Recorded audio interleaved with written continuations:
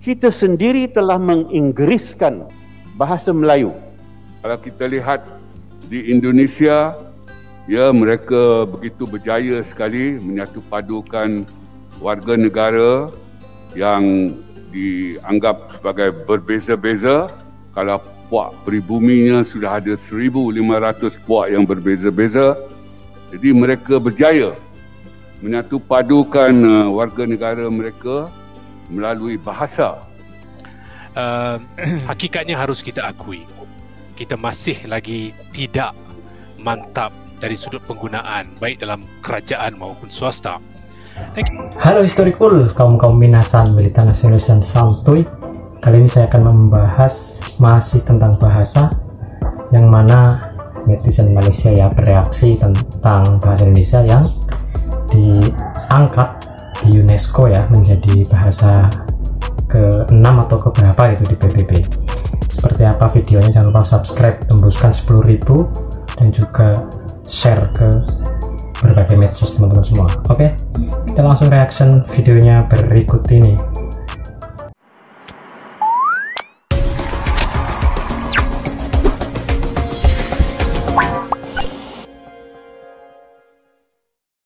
Kita sendiri telah menginggriskan bahasa Melayu.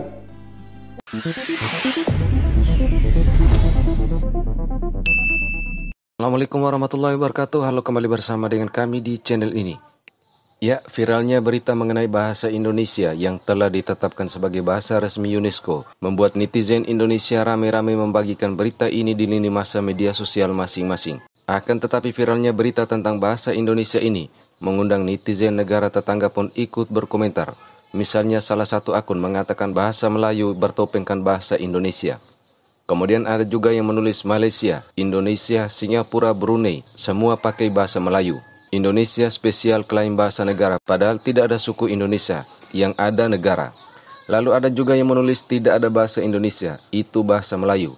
Mengklaim bahasa Melayu sebagai bahasa Indonesia sama seperti mengklaim bahasa Inggris menjadi bahasa Amerika.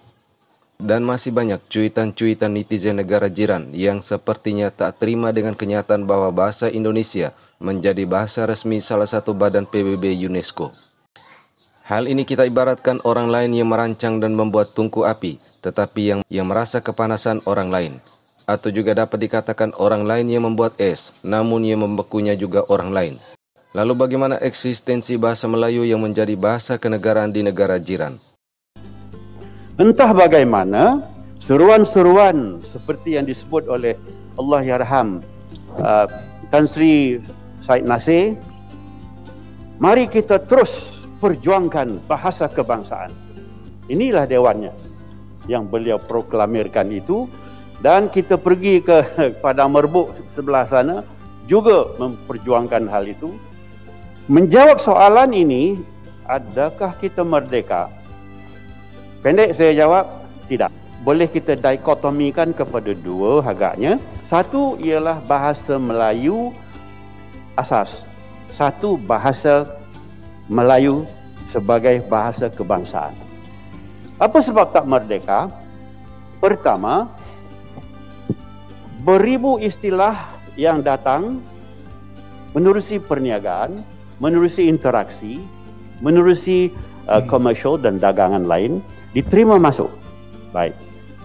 Tak salah kita ambil istilah-istilah itu, tetapi bila tidak ada tapisannya, prosesnya dan juga tertibnya, maka kita jadi penutur caca merba.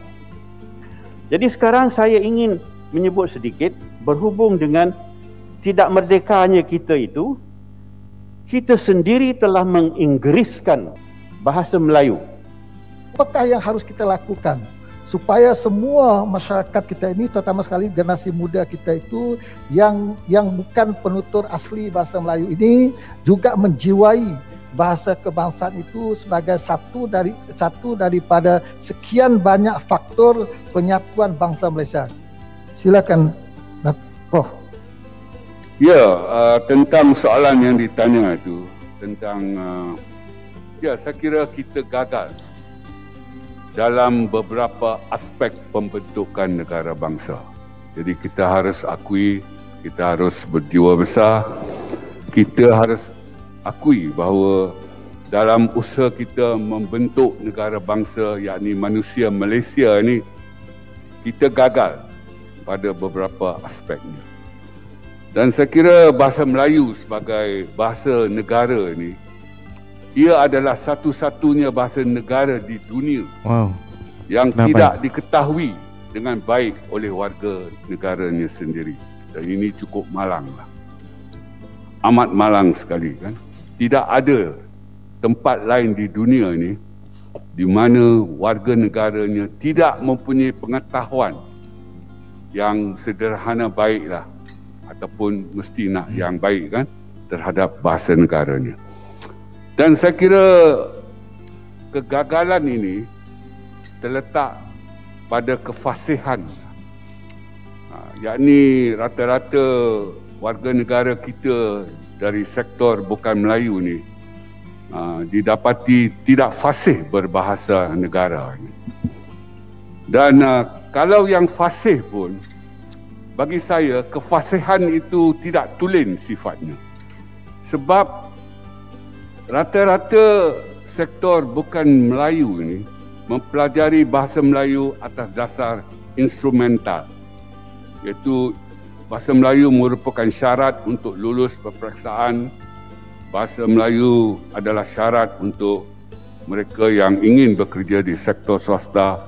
Itulah sebab kegagalannya. Kalau kita lihat di Indonesia, ya, mereka begitu berjaya sekali menyatu padukan warga negara yang dianggap sebagai berbeza-beza. Kalau puak peribuminya sudah ada 1,500 puak yang berbeza-beza. Jadi mereka berjaya menyatu padukan warga negara mereka melalui bahasa. Hakikatnya harus kita akui, kita masih lagi tidak mantap dari sudut penggunaan baik dalam kerajaan maupun swasta. Dan kita juga harus akur bahawa kita mahu kehidupan yang beradab dan berbudi, dan bahasa itu tidak boleh dijual beli. Tinggi bangsa adalah kerana bahasa. Benar. Dan ada ungkapan yang kerap kita dengar, yang kurik kundi, yang merah saga, yang baik budi, yang indah bahasa, lahir sebagai santapan pantun kerana ketertinggian budi dan bahasa dalam amalan kita. Dan saya percaya dalam kalangan kita hari ini, sebagaimana dinyatakan oleh Tan Sri Raisi Yatim tadi, ramai dalam kalangan warga Malaysia seolah malu dan segan untuk menggunakan bahasa Melayu kerana persepsi bahawa ia tidak setaraf dengan kedudukan bahasa Inggeris, bahasa-bahasa lain. Hakikatnya kita harus mengangkat bahasa Melayu sebagai bukan sekadar bahasa rasmi, bukan sekadar bahasa perpaduan, tapi itulah alat yang boleh menyatu padukan kita. Bagaimana itu sepatutnya jadikan sebagai satu bahasa pengantara, bahasa pertukaran yang memungkinkan kita terus hidup rukun, aman dan damai. Malahan kalau kita perhatikan, dalam kalangan agensi kerajaan sekalipun masih lagi menggunakan bahasa Inggeris di dalam edaran mereka, masih lagi menggunakan bahasa Inggeris di dalam mesyuarat mereka, masih lagi tersipu-sipu untuk menggunakan bahasa Melayu, seolah-olah bahasa Melayu itu akan merendahkan darjat mereka. Ya, tentang sambutan terhadap bahasa Melayu di peringkat dunia, ya, khususnya di UNESCO itu. Dalam hal ini, ya, Indonesia berhasrat untuk menjadikan bahasa Indonesia itu bahasa bangsa-bangsa bersatu, bahasa pertubuhan bangsa-bangsa bersatu yang ketujuh. Indonesia mahu merealisasikan bahasa Indonesia itu sebagai bahasa ketujuh untuk pertubuhan bangsa-bangsa bersatu. Dari satu segi ia bagus sekali lah, tetapi mereka menegaskan, ya, saya memetik kata-kata yang digunakan oleh wakil mereka. Mereka berkata mereka mahu jalan sendiri-sendiri. Maknanya untuk menjadikan bahasa Indonesia itu bahasa yang ketujuh di pertubuhan bangsa-bangsa bersatu, mereka tidak mahu bekerjasama dengan Malaysia. Mereka mahu jalan sendiri-sendiri. Itu kata-kata daripada wakil mereka. Jadi bagi saya mereka boleh saja melakukannya sendiri, sebab seperti yang dikatakan oleh saudara Hanafi tadi, daripada 300 juta penutur bahasa Melayu di dunia ini, 270 datang daripada Indonesia.